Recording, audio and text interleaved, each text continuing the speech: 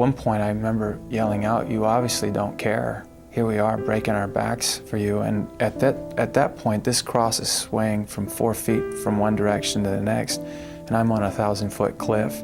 If that thing snaps, I'm toast. It was over. And Mel didn't know what to do. It was just, we were in the middle of a shot, and all of a sudden the wind coming up this canyon. It's like going to the Grand Canyon and sticking a cross at the edge of it. It's all cemented in, and you know, you think you're safe, but then when those winds go, it's going back and teetering back and forth. And the hypothermia was horrendous. You're itching all over the place. I had a shoulder separation, if you've ever gone through one of those. And I thought, well, we got it. And then the next day, we watched the film, and it looked great and whatnot. And Mel says, "We can't use it." And I said, "What do you mean we can't use it?" You know, literally yelling at him. "What do you mean we can't use it?" He says, "If they're focused on that cross, they're not focused on my Jesus. They're going to be looking at that thing going back and forth." He said, "Forget it. No, we're doing it again." Well, that went for another 5 weeks, just the crucifixion scenes alone. 5 weeks of this? Just for the crucifixion scenes.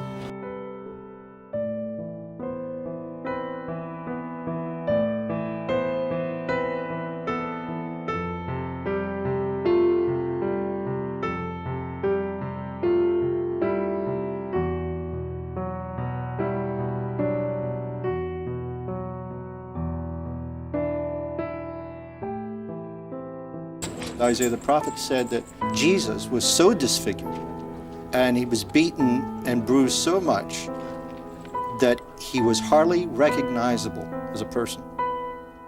We didn't even go there. We didn't even go to the full, what we read and what you're reading right there.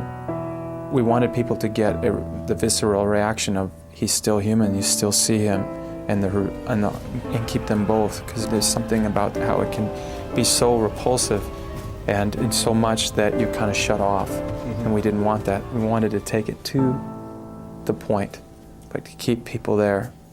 It's been rumored, I don't know how true this is, that as you were filming this, you were hit with lightning?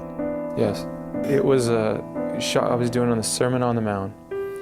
And I knew it was going to hit me about 4 seconds before it happened. I said, I'm going to get hit. And when it happened, I saw the extras grab the ground in front of me. What they saw was fire coming out the right and left side of my head and illumination around the whole body.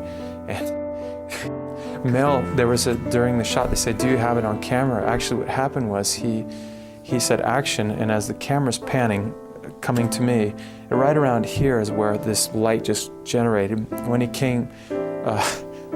the time he got to me, I hear Mel screaming out, you know, what the heck happened to his hair? I mean, I look like I went to see Don King's hairstylist. 5 minutes after I got hit, Jon Mikalini, one of the assistants, walks over and says, "Are you okay?" Then he got hit, and I said the difference was that they saw the bolt come down and hit Jon. They didn't see that when I was standing there. And all I felt was like a giant, tremendous slap on my ears and about 8 seconds of like a pink, red static in front of my eyes. You had a literal miracle in the set. I mean, what do you attribute? I mean, you could have died. People get hit with lightning playing golf and they die. Yeah, or get incinerated. It's Jon. But the hairiest thing about it is Jon, who came up to me, had already been hit. And I mean, 3 lightning strikes on one film, one guy getting hit twice and me getting hit obviously the one time, but and there were a lot of miracles. Other than that, kind of a miracle. You mean on the set? Well, you know, one of the guys was a Muslim on the film. One of the guards that beat me converted. Had a real big experience in there, you know.